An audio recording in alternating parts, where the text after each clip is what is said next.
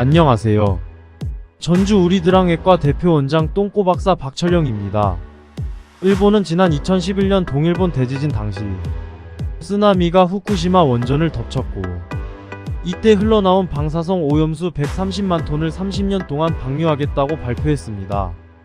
1986년 체르노빌 원전 사고 후 오염수 투기를 못하도록 다른 나라보다 앞장서서 반대했던 일본 정부가 삼중수소를 비롯해 64개의 방사능 핵종의 발암물질이 섞인 오염수를 해저터널을 이용해 방출하겠다고 합니다. 현재 우리 정부를 제외한 태평양 도서국가 17개국으로 이루어진 퍼시픽 아이 포럼에서는 자신들 국가 주변 해역과 해양 생태계의 방사능 오염 때문에 강력 반대하고 있습니다. 일본 도쿄전력은 오염수에 포함된 방사성 물질을 다핵종 제거 설비라는 특수 장비로 제거해 안전하게 방출한다고 온갖 미디어를 통해 알리고 있습니다.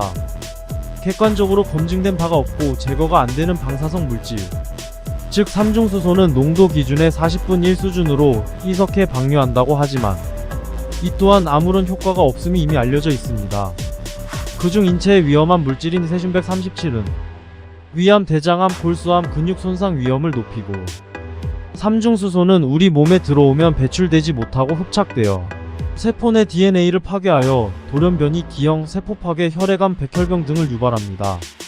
실제로 일본 후쿠시마 의과대학이 발표한 핵사고 후 증가한 질병 자료에 따르면 후쿠시마 주민들의 백내장은 2010년 대비 2011년 229%, 폐암은 172%, 뇌출혈은 253%, 식도암은 134%, 소장암은 277%, 대장암은 194%, 전립선암은 203% 증가했다고 합니다.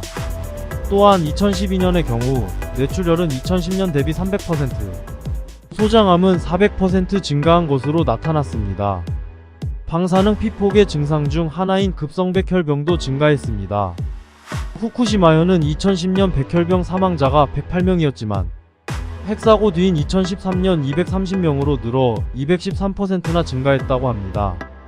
또한 후쿠시마현 미나미소마시 시립병원의 질병 데이터에서도 핵발전소 사고 이후 각종 암 발병이 증가한 것을 알 수 있습니다. 2018년 미나미소마시 시의원이 밝힌 미나미소마시 시립병원의 발표에서도 성인 갑상선암의 경우 후쿠시마 핵발전소 사고 전보다 29배가 증가했고, 백혈병의 경우 약 10배가 증가했습니다. 또한 소아암이 4배 증가하는 등 다른 질병들도 2배에서 4배가 증가했음을 보여주고 있습니다. 체르노빌 원전 사고에서 어느 분이 언급한 것처럼 세슘, 삼중수소보다 더 무서운 것은 거짓말이라고 한 것처럼 일본 정부는 후쿠시마 핵발전소 사고 이후 피폭으로 인한 질병의 증가를 공식적으로 인정하고 있지 않습니다. 오염수는 체세포, 생식세포 내 DNA를 파괴하여 돌연변이, 세포 파괴, 암 발생을 일으킵니다. 특히 세포 분열이 활발한 젊은이의 생식세포는 세포 분열이 거의 없다시피 한 50대 이상의 체세포에 비해 같은 양에도 수십 수만 배의 생식세포 손상을 일으킵니다. 더욱 심각한 비극을 맞이할 것입니다. 또한 오염수를 먹고 사는 해양생물계에도 방사능 피폭으로 변화를 일으켜서 이것들을 서로 먹고 사는 온 생명체가 재앙을 맞게 되는 것입니다. 체르노빌 원전 사고에서 어느 분이 언급한 것처럼 세슘, 삼중수소보다 더 무서운 것은 거짓말이라고 한 것을 기억해야 합니다. 또한 인류의 일원으로서 양심 있는 보편적 시민이라면 어떻게 해서든 후쿠시마 핵오염수 방류는 막아야 합니다. 오늘은 후쿠시마 오염수에 대해 알아봤습니다. 자세히 알고 싶거나 궁금한 사항은 전주 우리드랑외과로 언제든 문의하시면 친절하게 상담해 드립니다. 감사합니다.